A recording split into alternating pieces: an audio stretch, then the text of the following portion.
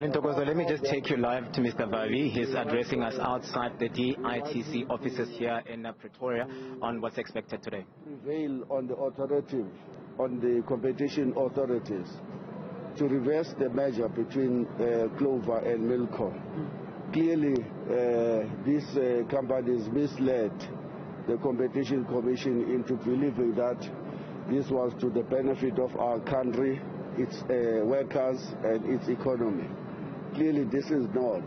The measure is going to be clearly in the benefit of the Israeli regime, which is occupying the Palestinian land through the barrel of the gun. Milko itself is a company operating in the occupied land of Palestine, and so it can't be that our government finds itself in this situation where now it is sitting in the opposite of international solidarity with the Palestinian people. And so those are the issues that we're going to be raising with him. And we hope that we will get a sympathetic ear.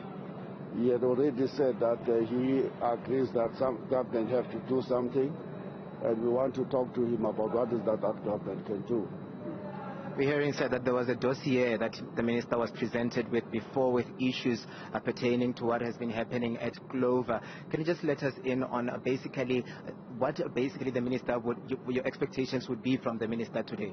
Well, I've just said that we want him to reverse the merger between Clover and Milko, and because that measure is now proving to be a total disaster for South Africa. We have a country, as you know, we're sitting at position number 1 in the whole world when it comes to unemployment amongst industrializing economies.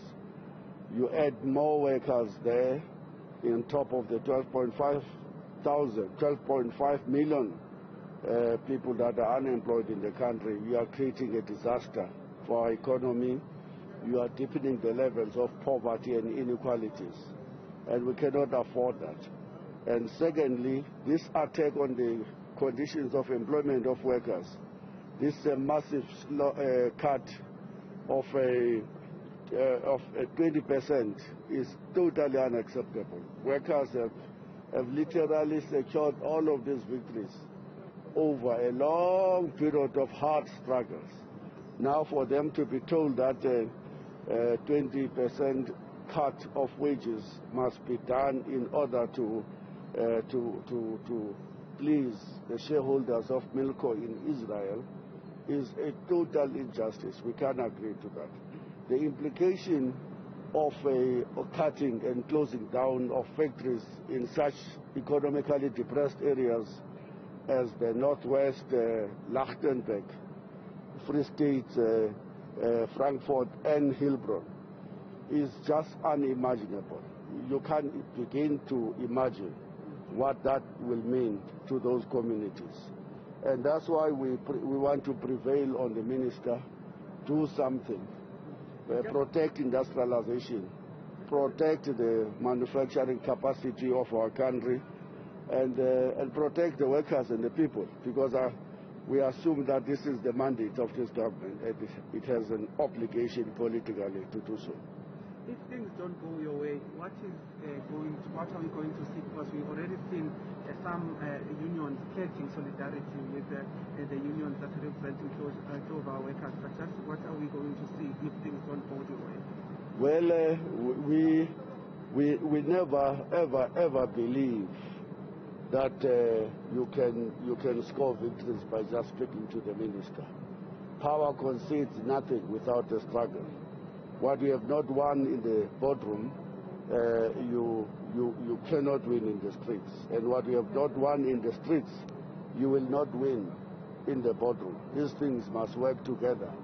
And so tomorrow at 2 o'clock we have a press conference at Saftu head office to announce a program of action and to mobilize not just workers affiliated to Saftu, but the rest of the working class people and South African society who believe that we have to act in solidarity with these workers who are facing a bleak future going forward. So we will announce what we're going to do tomorrow. But tomorrow at the same time, the two unions whose presidents have now joined me are meeting the Competition Commission, also to make the very same appeal, to say that they were duped when they signed and approved the merger between Clover and Milko.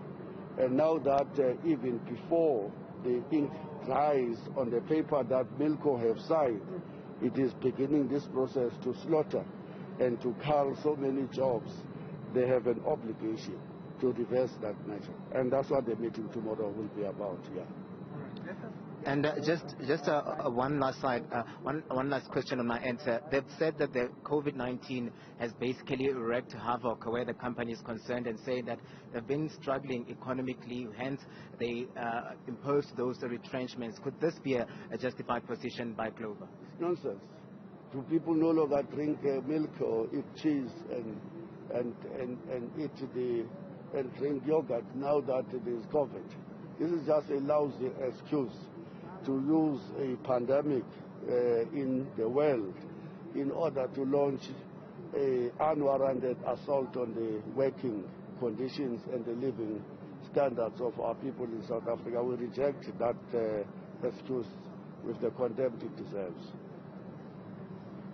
Well, Ntokozo, that was the Saftu General Secretary Zwelinzima Vavi. The meeting is about to get underway here in Pretoria. Of course, you've heard that they've said that if things don't go their way, they're willing to intensify the strike action and involve other unions as well. But they're hopeful that the minister would actually give them an ear and government would come to the party and ensure that the plight of those workers at Clover is taken into consideration. Now, back to you in studio.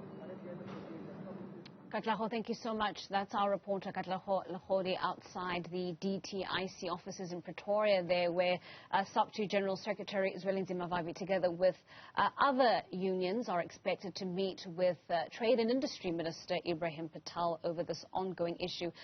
A dispute really 2 years in the making. And